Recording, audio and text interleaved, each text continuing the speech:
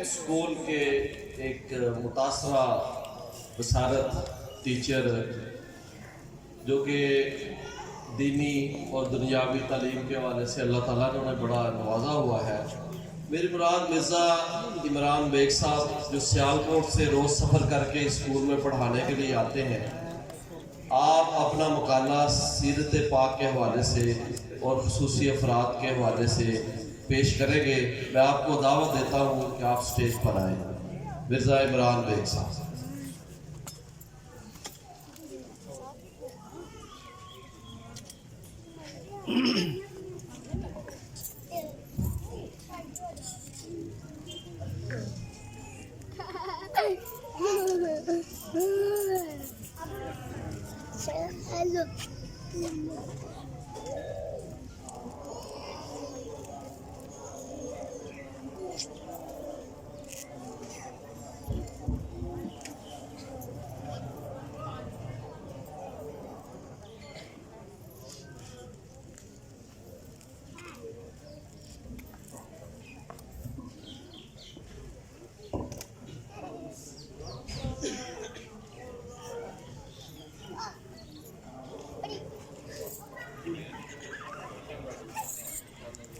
نحمدہ ونصلی علی رسولہ الکریم.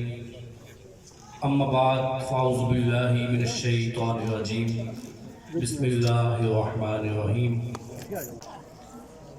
میڈم سمرا Khokhar, head mistress ادارہ حاضہ government special education centre Daska, نقیب محفل استاد محترم جناب حسنین بھٹی صاحب، دور نزدیک سے تشریف لائے ہوئے تمام مہمانان گرامی، صحافی شخصیات، خصوصی بچوں کے والدین اور خود بچے اور تمام سٹاف ممبران ساتھیوں، السلام علیکم ورحمۃ اللہ. میری آج کی گفتگو کا عنوان ہے اسلام میں خصوصی افراد کے حقوق. یہ موضوع اپنی ضخامت کے اعتبار سے انتہائی طویل اور وقت درکار ہے اس کو، لیکن چونکہ قلت وقت دامہ بھی میرے سامنے ہے تو میں مختصراً چند گزارشات آپ کے سامنے عرض کروں گا. قال اللہ تعالی فی القرآن المجید الحمدللہ رب العالمین وما ارسلناک الا رحمۃ للعالمین. ہمیں ہر روز شکر بجا لانا چاہیے، سجدہ شکر بجا لانا چاہیے کہ ہم نہ صرف معبود برحق اللہ تبارک و تعالیٰ کے بندے ہیں، اس نے ہمیں اشرف المخلوقات بنایا ہے، ہمیں انسان بنایا ہے، اس پہ احسان عظیم ہے کہ اس نے ہمیں اپنے محبوب نبی سید الانبیاء فخر موجودات، سید الانبیاء فخر موجودات، وجہ تخلیق کائنات جناب محمد مصطفیٰ صلی اللہ علیہ وسلم کا امتی ہونے کا عظیم ترین شرف بخشا. دیکھیے 1,24,000 پیغمبر آئے، کسی اور نبی کی امت میں بھی ہمیں پیدا کیا جا سکتا تھا، ہمیں انسان کے سوا کچھ اور بھی بنایا جا سکتا تھا، لیکن اللہ تبارک و تعالیٰ نے ہمیں نہ صرف انسان بنایا بلکہ اپنے محبوب نبی کا امتی بنایا. میری گفتگو کا جو موضوع ہے خصوصی افراد کے حقوق، پہلے میں اس کی تھوڑی سی ایک پس منظر بیان کروں گا، اس کے بعد میں اس طرف آؤں گا مختصر. آج کا جو وقت ہے اسے انتہائی مہذب اور جدید ترین معاشرہ سمجھا جاتا ہے آج کے معاشرے میں، لیکن اس حوالے سے جو خصوصی افراد کے حوالے سے جو آج کی تاریخ تک جامع ترین اور کامل ترین اور بہترین مسودہ سمجھا جاتا ہے، قانون سمجھا جاتا ہے، معاہدہ سمجھا جاتا ہے، وہ ہے UNCRPD، جو کہ ایک معاہدہ ہے 164 ممالک کے درمیان خصوصی افراد کے حوالے سے. یہ معاہدہ ورلڈ وائڈ ہوا تھا 2008 میں. اس میں اب تک 164 ممبران جو ہیں وہ سگنیٹری ہو چکے ہیں، اس چیز کا عہد کر چکے ہیں کہ ہم بھی اسپیشل افراد کے بھی جتنے بھی اس میں حقوق اور جتنی بھی اس میں فیورز ایکسیپشنز بیان ہوئی ہیں ہم اس کو اپنے کنٹری میں ایکسرسائز کریں گے۔ اور خوش بختی سے پاکستان بھی اس کا سگنیٹری ہے۔ پاکستان نے 2010 میں اس کو ریٹیفائی کیا، اس کے بعد سے یہ پوری دنیا میں نافذ العمل ہے۔ تو اس میں جو حقوق، جن حقوق کی بات کی گئی ہے وہ ہے کہ خصوصی افراد کو ایک عام فرد کی طرح فرد سمجھا جائے، ان کی تعلیم، ان کی صحت، ان کے دیگر علاج معالجے کے مسائل، ان کی ایکسیسیبلٹی، ان کی موبلٹی، اورینٹیشن، اس حوالے سے ان کا مکمل حقوق جو ہے وہ دیے جائیں اور انہیں معاشرے میں ایکول سٹیزن کے طور پہ ایکول اپرچونٹیز دی جائیں۔ اور اس قانون کو، اس معاہدے کو پوری دنیا میں میگنا کارٹا سمجھا جاتا ہے اسپیشل پرسنز کے حوالے سے، یعنی اب تک جو انسانی تاریخ ہے اس میں یہ بہترین میگنا کارٹا ہے، بہترین یہ ٹریٹی ہے۔ لیکن میں اس ٹریٹی کو چیلنج کرتا ہوں آپ سب کی تائید سے، کیونکہ ہمیں تو میگنا کارٹا 9 ذی الحج 10 ہجری میں مل گیا تھا، جب نبی کریم صلی اللہ علیہ وسلم نے اپنا آخری خطبہ، جسے تاریخ اسلام میں خطبہ حجۃ الوداع کے نام سے یاد اور موسوم کیا جاتا ہے، اس کو انسانی تاریخ کا بہترین انسانی حقوق کا منشور سمجھا جاتا ہے۔ اور یونائٹڈ نیشنز کا آپ دیکھیں ہیومن رائٹس کا چارٹر، اور ایک طرف آپ دیکھیے 1400 سال پہلے ارشاد ہوا خطبہ، آپ کو آج بھی وہ زیادہ ضخیم اور زیادہ معنی خیز محسوس ہوتا ہے۔ لہذا ہمیں تو میگنا کارٹا 1400 سال پہلے دے دیا گیا نبی کریم صلی اللہ علیہ وسلم کی ذات اقدس کی وساطت سے۔ قرآن کریم بہترین ضابطہ حیات ہے، پرفیکٹ کوڈ آف لائف۔ تو لہٰذا کیا ہمیں اسلام ایک مکمل انسان، ایک عام فرد کی طرح نہیں سمجھتا؟ جو مساوات کا درس اسلام نے دیا، کیا کہیں تواریخ عالم میں اس کی نظیر ہے؟ اگر ہے تو پیش کیجیے۔ تواریخ عالم میں مساوات کا جو درس، جو نظیر قرآن پاک میں، احادیث نبوی میں، اور بالخصوص چونکہ قرآن و سنت کا کرکس تھا یہ خطبہ حجۃ الوداع، اس میں کسی گورے کو کسی کالے پر، کسی عربی کو کسی عجمی پر، رنگ، نسل، ذات، زبان، کسی وجہ سے کسی کو کوئی فوقیت حاصل نہیں۔ ارشاد باری تعالیٰ ہے اِنَّا أَكْرَمَكُمْ عِنْدَ اللَّهِ أَتْقَاكُمْ، بے شک تم میں سے مشرف، معزز وہ ذات ہے جو تقوی میں بہتر ہے، جو زیادہ متقی، زیادہ پرہیزگار ہے، اس کے علاوہ فضیلت کا کوئی مقام نہیں۔ تو خصوصی افراد کو اس کے حوالے سے میں چند ایک واقعات عرض کر کے آپ سے اجازت چاہوں گا، چونکہ مجھ پہ وقت کی تلوار بھی ہے۔ نبی کریم صلی اللہ علیہ وسلم کے دور میں، عہد نبوی میں، ایک فاتح العقل بوڑھیا تھی، یعنی جنہیں ہم آج کل مینٹلی چیلنج کہتے ہیں، جو بچے کسی وجہ سے ذہنی پسماندگی کا یا مینٹل چیلنج جو فیس کر رہے ہیں۔ تو خاتون تھی، تو وہ اکثر نبی کریم صلی اللہ علیہ وسلم کو مدینے کی گلی کوچوں میں روک کر کئی گھنٹوں تک بے معنی باتیں کیا کرتی تھی۔ تو اس کے بعد سے وہ عورت انتہائی مکرم ہو گئی، صحابہ کرام بھی اس کو ماں اور ابا جی کہہ کے مخاطب کیا کرتے ہیں، اس کی دلجوئی کیا کرتے، اس کی بات سنا کرتے۔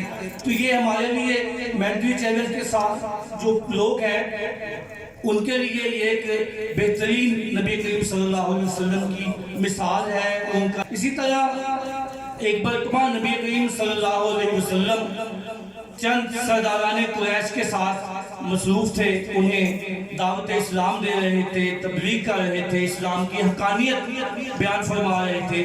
تو ایک نابینا صحابی عبداللہ ابن مکتوم حاضر ہوئے اور ہلکی سی آواز میں نبی کریم صلی اللہ علیہ وسلم کو مخاطب کیا۔ تو آپ صلی اللہ علیہ وسلم نے اس خیال سے کہ ان سے میں بعد میں بات کر لوں گا، آپ نے آپ صلی اللہ علیہ وسلم نے اس طرف توجہ نہ دی اور اپنی گفتگو کا جو سلسلہ تھا اس کو جاری رکھا.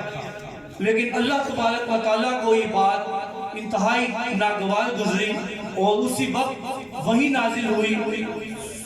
قرآن پاک کے 30ویں سپارے میں سورہ عبسہ ہے، اس کا پہلا رکوع اسی واقعے سے متعلق ہے. عبس وتولی ان جاءہ الاعمی وما یدریک لعلہ یزکیٰ. اس کا مفہوم یہ ہے کہ اے نبی تمہارے پاس ایک حق پرست آیا اور اس نے تمہاری توجہ چاہی لیکن تم نے تیوری چڑھائی.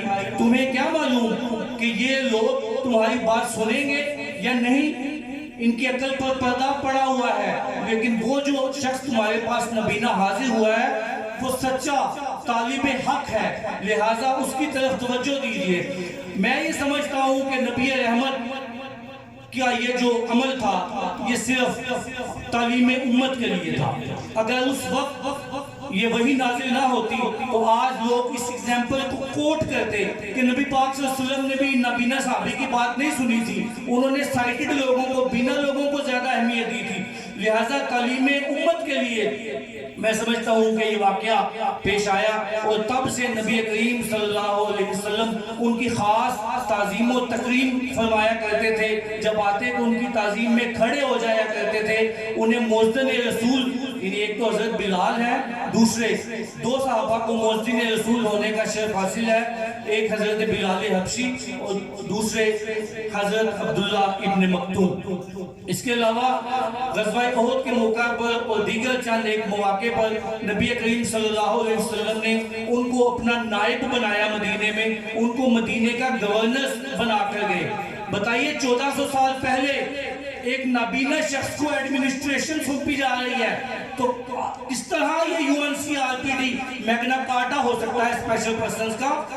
بات صرف ایک ہے، کمی صرف ایک ہے، وہ یہ ہے کہ ہمارے ایشین کنٹریز میں اسپیشلی پاکستان جیسے ترقی پذیر کنٹریز میں وسائل کی محدودیت کی وجہ سے یا شاید میں کہنا نہیں چاہتا احساس کی کمی کی وجہ سے یا توجہ کی کمی کی وجہ سے اس کو پریکٹس نہیں کیا جاتا.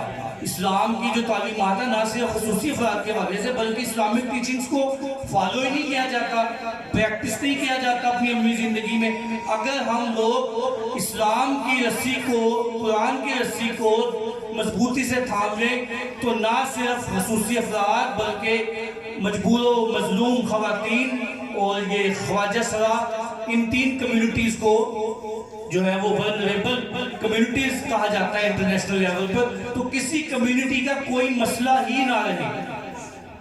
اسی طرح نبی کریم صلی اللہ علیہ وسلم نے بہت تاکید فرمائی تھی اپنے صحابہ کو کہ میرے پسے ہوئے پسماندہ مظلوم طبقات کا خاص خیال رکھنا، میں انہی میں اٹھایا جاؤں گا اور بروز قیامت میں تمہیں انہی لوگوں کے ساتھ ملوں گا. عہد فاروقی میں حضرت فاروق کا کہ وہ گشت کیا کرتے تھے تاکہ امت کی خبرگیری کر سکیں، بھیس بدل کے خبرگیری کیا کرتے تھے. تو ایک مرتبہ وہ ایک خیمے میں تشریف لے گئے جہاں ایک بوڑھا عیسائی، ایک کرسچن پرسن جو ہے وہ بائیں ہاتھ سے کھانا کھا رہا تھا. تو آپ نے اشارے سے کہا کہ دائیں ہاتھ سے کھانا کھاؤ. پھر گشت پہ نکل کے پھر جب واپس آئے تو پھر وہ کچھ کھانے پینے والا معاملہ کر رہا تھا تو لیکن بائیں ہاتھ سے. تو وہ پاس آئے اور تھوڑا سا غصہ کیا کہ تمہیں نہیں پتا کہ دائیں ہاتھ سے کھانا چاہیے؟ تو اس نے کہا کہ حضور ایک تو میں اسلام کی تعلیمات سے اس طرح واقف نہیں ہوں، میں کرسچن ہوں، اور سیکنڈ بات یہ ہے کہ میرا دایاں ہاتھ ہے ہی نہیں. تو حضرت عمر فاروق زاروں قطار رونے لگے اور اسی وقت بیت المکرم سے ایک خادم مقرر کیا کہ تم نے آئندہ کے بعد اس شخص کے ساتھ رہنا ہے، اس کو کھلانا ہے، اس کے جتنے بھی معاملات ہیں اس کو تم نے دیکھنا ہے. لہٰذا جو کہا جاتا ہے جی کہ فارن کنٹریز میں، ابراڈ ویسٹرن کنٹریز میں اٹینڈنٹ دیا جاتا ہے اسپیشل پرسن کو، اور بھائی یہ بھی ہماری ہی کاپی ہے، ہمارے ہی صحابہ کو کاپی کیا جا رہا ہے، لیکن وہ امپلیمنٹ کرتے ہیں، وہ پریکٹس کرتے ہیں. ہم لوگ امپلیمنٹیشن نہیں ہے یہاں پہ، یہاں پریکٹس نہیں ہے. ادروائز جتنا کچھ ہے ہیومن رائٹس کا جو چارٹر نبی کریم صلی اللہ علیہ وسلم نے خطبہ حجۃ الوداع کی صورت میں پیش کر دیا وہ ایک اجمالی خاکہ ہے، لیکن اس کو ڈیٹیل سے ہم دیکھیں گے تو بہترین جو ہے وہ اس کے لیے نمونہ عمل موجود ہے دیگر اقوام کے لیے بھی اور خصوصاً ہم لوگوں کے لیے۔ تو اٹینڈنٹ بھی جو ہے وہ اسلام ہی کی پیشکش ہے۔ اس کے بعد آپ دیکھیے کہ ایکسیسیبلٹی کی بڑی بات کی جاتی ہے کہ جی جو خصوصی افراد ہیں ان کے لیے غیر رکاوٹی ماحول جو ہے رکھا جائے، راستے میں کوئی رکاوٹ نہ ہو تاکہ خصوصی افراد آسانی سے اپنے راستے پہ چل سکیں، ان کو کوئی چوٹ نہ آ سکے۔ تو کیا اس حدیث کا کسی کو علم نہیں ہے کہ راستے سے ایک پتھر ہٹا دینا صدقہ جاریہ ہے؟ اگر ایک پتھر ہٹا دینے کا اتنا درجہ ہے تو سوچئے کہ راستے ہموار کرنے، راستوں کو آسان اور ایکسیسیبل بنانے کی کتنی فضیلت ہوگی۔ تو ایکسیسیبلٹی کا کانسیپٹ 2006 میں جو دیا گیا کوڈ آف ایکسیسیبلٹی، وہ بھی بہو میرے نبی کریم آپ کے اور میرے آقا محمد مصطفیٰ صلی اللہ علیہ وسلم کی دین ہے، صرف امپلیمنٹیشن اب ہو رہی ہے۔ خصوصی افراد جو ہوتے ہیں وہ نہ صرف اپنے لیے کسی حد تک آزمائش ہوتے ہیں کیونکہ ان کو آزمایا جاتا ہے کہ یہ زندگی میں صبر کرتے ہیں، اس چیلنج کے ساتھ زندگی گزارتے ہیں یا نہیں، ساتھ ساتھ یہ افراد معاشرہ کی بہت بڑی آزمائش ہے۔ ایک دفعہ پوچھا گیا نبی کریم صلی اللہ علیہ وسلم سے کہ اللہ چاہتا تو سب لوگوں کو صحیح سالم پیدا کر سکتا تھا، نابینا لوگ کیوں پیدا کیے، جو دیکھ سن بول نہیں سکتے وہ لوگ کیوں پیدا کیے، دیگر معذور کیوں پیدا کیے؟ تو آپ صلی اللہ علیہ وسلم نے فرمایا تاکہ تمہیں آزمایا جائے، تمہیں دیکھا جائے کہ تم ان لوگوں کے ساتھ کیا کرتے ہو، تم ان کا تمسخر اڑاتے ہو یا ان کے ساتھ حسن سلوک روا رکھتے ہو۔ کیونکہ اگر آپ مذاق اڑائیں گے تو گویا آپ نے اس شخص کا مذاق نہیں اڑایا، آپ نے خدا کی تخلیق میں نقص نکالا ہے، اس کی عیب جوئی کی ہے۔ تو اس سے ہمیں اللہ تعالیٰ محفوظ فرمائے۔ اور جو خصوصاً والدین ہیں اسپیشل بچوں کے، آپ لوگ بڑے چنے ہوئے بڑے خاص لوگ ہیں، جو ٹیچرز ہیں خصوصی اطفال کے وہ بھی خاص لوگ ہیں، کیونکہ انہیں ہمیں یہ موقع دیا گیا ہے کہ ہم ان لوگوں کی تربیت کر کے اپنے لیے جنت کا جو راستہ ہے اس کو آسان تر کر سکیں۔ تو لہٰذا اپنے خصوصی بچوں کی خصوصی تربیت کیجئے، انہیں اس طرح کا احساس دیجئے، انہیں ایسا اپنا پن دیجئے کہ انہیں آپ کے سلوک سے ترس محسوس نہ ہو بلکہ آپ کی دوستی، آپ کی شفقت محسوس ہو۔ اگر آپ ان کے ساتھ ترس والا معاملہ کریں گے تو پھر وہ احساس کمتری کا شکار ہو جائیں گے۔ ان کی اس طرح سے سپورٹ کریں، اس طرح سے ان کو اپنے فرینڈز بنائیں کہ آپ کی جو سپورٹ ہے وہ ان کو فرینڈشپ لگے، فرینڈشپ بانڈ لگے ان کو اپنے لیے، وہ نہ کہ وہ اس کو خدا ترسی سمجھے۔ تو گو کہ ہے تو سب کچھ اللہ تبارک و تعالیٰ کی رضا کے لیے ہے، ہم نے کسی کے ساتھ حسن سلوک کرنا ہے تو اللہ تبارک و تعالیٰ کی منشا اور رضا کے لیے کرنا ہے، لیکن اس شخص کو یہ احساس نہ دیں۔ جو خصوصی افراد کو سب سے زیادہ چیلنج فیس کرنا پڑتا ہے، بہت سی باتیں ہیں، لیکن جو میں ذاتی طور پہ محسوس کرتا ہوں بحیثیت خصوصی فرد، وہ اپنے پن کی کمی ہے۔ اور خواہ وہ خاندان ہو، خواہ وہ کوئی ادارہ ہو، خواہ وہ ہمارا عام معاشرہ ہو، اپنے پن کی، دوستی کی بہت کمی ہوتی ہے۔ میں نے الحمدللہ ایم فل ایجوکیشن کیا ہوا ہے، لیکن ابھی بھی آج تک میرا کوئی اچھا بینا شخص دوست نہیں ہے۔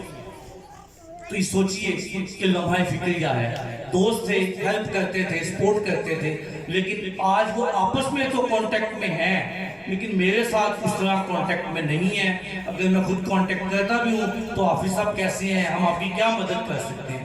تو یہ اپروچ ہے، ہمیں اس اپروچ کو چینج کرنے کی ضرورت ہے، اور چینج ہمیشہ گھر سے اور تعلیمی اداروں سے آیا کرتا ہے۔ آپ سب اس چینج کو فالو کیجئے گا۔ مفکر اسلام، مفسر قرآن ڈاکٹر علامہ محمد اقبال نے بھی مساوات کا ذکر کرتے ہوئے کچھ یوں کہا، افراد کے ہاتھوں میں ہے اقوام کی تقدیر، افراد کے ہاتھوں میں ہے اقوام کی تقدیر، ہر فرد ہے ملت کے مقدر کا ستارہ۔ لہذا اگر آپ ہمیں فرد سمجھتے ہیں تو ہم تقدیر کا، مقدر کا ستارہ ہیں اپنے وطن عزیز کے۔ پاکستان زندہ باد، میلاد مصطفیٰ زندہ باد۔